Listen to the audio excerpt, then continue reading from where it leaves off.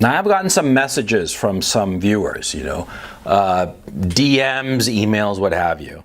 And a lot of them are about guys who have broken up with the mother of their children. Either it's an ex-wife or an ex-girlfriend, what have you. And the problem that they face is that a lot of times they don't know how to handle the kid insofar as the breakup of the relationship is concerned. And the problem that they face a lot of times is that the mother badmouths them to the kids, and the kids don't know what to do. And it's a tough problem. It's a really fucking tough problem. And I answered a lot of these messages, these queries, and I figured I'd do a video about it. I myself have never been divorced, but my parents did get divorced, right? And it was a very ugly divorce, okay? And I'm not gonna get into it. But it taught me a lot of fucking lessons. Not only did my parents get divorced, but the fact of the matter is most of my classmates' parents got divorced. Okay, and so when I was in middle school, I remember that pretty much a week didn't go by when we didn't hear that this kid's parents or that kid's parents didn't split up. Yeah, so I have quite a bit of experience as an observer, as a kid in the situation. And these are my thoughts. If you're the father, right? And presumably your kid is likely living with your ex-wife, and your ex-wife is talking shit about you. Let's take that as the baseline, okay? The baseline situation, because it's so common. The divorce laws today are incredibly unfair. They prioritize the woman, but we're not going to complain about that. We're just going to be looking at this baseline scenario. An ex-wife, a kid, and let's assume that the kid is, single digits, under the age of 10, okay? Okay, so the mother is going to badmouth you and say all kinds of nasty shit about you in front of the kid. And of course, this is going to hurt the kid's feelings, okay? Now, the thing that you want to avoid is doing the same as what your ex-wife is doing. Never badmouth the ex. Never. See, because you have to understand the position that the kid is in, okay? The kid, the child, the 5, 7, 9-year-old child is completely dependent on his mother, his or her mother. The child is completely dependent on the mother, and so he doesn't want to hear bad things about her because he's going to naturally defend her. It's perfectly normal. The woman can be awful. I mean, she could be just the female equivalent of Attila the Hun, for crying out loud. But the kid is always going to defend her because she's his mother. Simple as that. So you don't badmouth the ex. No, you do something smart. You start showing the mother through your eyes. Now, what do I mean by that? Well, it's very simple. You see, you start asking the kid if certain behaviors that the mother is doing are normal in the eyes of the kid. Huh? The mother has some ridiculous condition for you to visit with the kid, right? It doesn't really matter what it is. But you start asking the kid when you have a moment of privacy with you and the kid, and you're asking me, do you think that this is okay or this is normal? And you don't push the kid into thinking a certain way about the situation. Rather, you draw out the response from the kid. You try to help the kid to see the reality from your point of view. You don't say, oh, this fucking bitch and blah, blah, blah. No, that's going to hurt your cause, right? No, hearts and minds. Hearts and minds. You want to have the kid see reality from your point of view and agree with you by way of empathy, not of argumentation. Not arguing and saying, oh, this woman is an awful woman for this, that, and the other reason. That's not going to work with the kid. You got to put the kid in your shoes. Make the kid see how unfair the situation is. That is how you start to get the kid on your side, but without antagonizing the kid, without shitting on the mother. Because you never shit on the mother. Because it doesn't work. Because the kid loves his mother. So you get the kid to see reality from your point of view. You get the kid to say, yes, this is unfair. That's how you win. You start to do that. Now, when the mother starts saying awful things about you to the kid, and you know, you're going to know this, and the kid is going to be very reticent about it, what do you do then? You laugh about it. Yeah.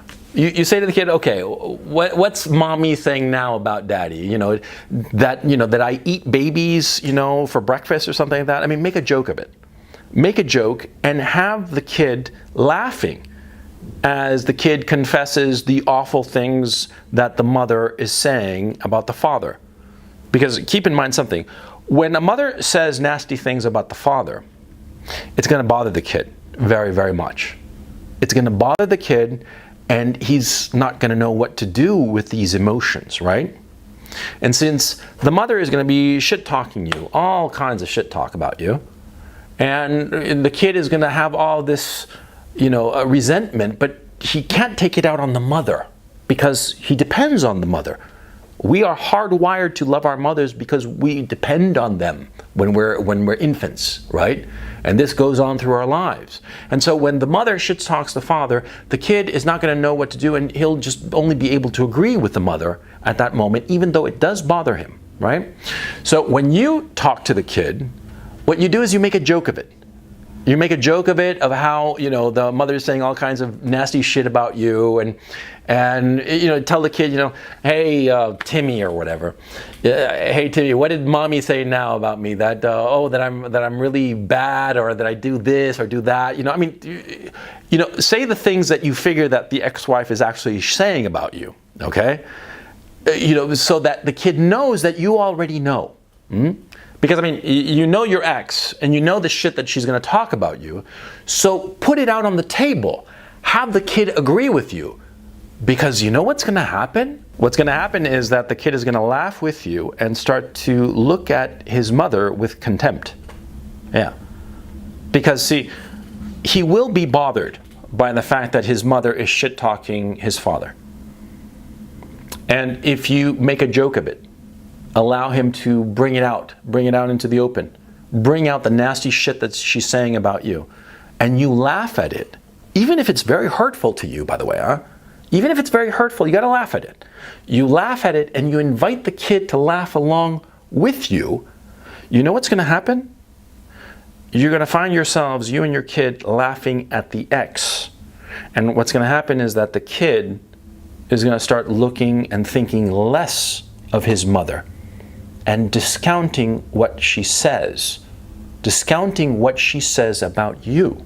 And that is exactly what you want. You want the kid to start discounting the shit that the mother is saying about you. You want the kid to begin to ignore that shit talk. And kids are kids, right? And so what's going to happen is that as the kid learns to ignore the shit talk that his mother is flinging your way when you're not around, of course, right? She's going to see that, and it's going to bother her. And she's going to start fighting with the kid. Who's that going to hurt? And who's that going to help? Obviously, it's going to hurt her and help you. Because if the kid starts blowing off your ex, who's saying all kinds of shit about you, right? She's going to get pissed off. She's going to start fighting with the kid. The kid is going to start thinking less and less of his mother and fighting back, of course. And the kid is going to start going to you as a refuge from this fucking nightmare, right? And soon enough, the kid is going to be on your side, which is what you want, right? Now, all of the shit that I'm saying, of course, presupposes that this, this split is a fucking disaster. But the fact of the matter is, most splits, most divorces are fucking disasters for the kids, okay? There are very, very few parents who, when they split up, are smart enough and have the foresight to say, okay, we're going to divorce, but let's be on the same page insofar as the kids are concerned. We never shit talk one another when the kid is around. And we always treat each other with respect, even when we're not around, in front of the kid, so that the kid grows up with a respectful attitude towards both parents. It is the rare couple that is mature enough, smart enough, and with enough foresight to do that, which is the healthy thing, frankly. No, they don't do that. What they do is that they split up, and, especially single mothers with a kid, the kid is a lot of times their only company, and the woman needs to let off steam because of the divorce, because every divorce, no matter how amicable, there's always some friction, there's always some pissed offness, and a woman, how does she release this frustration? She talks about it, she complains, she shit talks the ex, you, in front of the kid. And this causes resentment. Now, your job is, of course, to turn that resentment, which, because the kid is listening to the mother, the kid is going to be thinking that you're to blame. But what you have to do is flip it around. That's what I've been talking about in this video so far. It's how you flip around that resentment and get it to aim back at your ex. Because, see, there's a key issue insofar as a child is concerned. A child is always going to be wondering, why is it that my happy family is gone? It's an ache that every child of divorce has. He's always going to be thinking, how come we were happy? Okay, there were problems, but we were basically happy. How come that's gone? Who's to blame? There has to be somebody to blame. Okay? The kid will always want to find somebody to blame. And initially, because of the shit talk from the ex-wife, the kid is going to think that you're to blame. But if you turn it around, have the kid see things from your point of view, laugh about how she shit talks you, get him on your side, then that desire for blame, that resentment, well, it'll be off of you and onto the ex-wife. It's an ugly situation. I mean, every divorce is horrible. Every single divorce. And it's so destructive to everybody involved. And for the life of me, I still do not understand why our society, our culture, thinks that it's such a great idea for people to get divorced. It's bad for both parents economically. It's bad for the state economically. A lot of times the state has to bail out the single mother. It's bad for the kids psychologically. It's bad all around. Any way you look at it, it is better to be in a bad marriage that is intact than to get divorced. The trauma is worse. A bad marriage, it's an unhappy marriage, sure. But a divorce is much, much worse. It creates so much more damage. And it's damage that can never be repaired. Yeah? And the kids of divorce, compared to the kids in an unhappy family, the fact of the matter is, I knew a lot of guys growing up whose parents fucking hated each other, but they stuck together. And the kids, even now, they're like, oh yeah, it's sort of surprising that they didn't get divorced, but there were a lot of good times. There are a lot of good times. And they have more fond memories that they had an actual family, as opposed to the children of divorce who didn't. Yeah? But be that as it may, as a man in a divorce, right, insofar as the emotional part of divorce, just like on the financial side of things and the legal side of things that you're on the back foot, same thing. And for the same reasons. See, because the kid is living with his mother. The kid is living with his mother, and so she has more time to convince the kid of her point of view. Your job is to get the kid to see reality from your point of view. And that's the thing that you have to do. That's your task. And is it unfair? Yes, of course it's unfair. The divorce laws are unfair in the Western democracies. They are horribly out of date. They always presuppose that the mother is some sort of fucking saint and the father is some evil bastard, which is just not true. But okay, that's life. Life sucks, get a helmet. You know what I mean? You just gotta deal with the cards that you got. And this is what you do. You never, ever, ever, ever shit talk the mother. Never. Because it'll only hurt you, and by hurting you, you will lose the game, and ultimately, what you want is to win.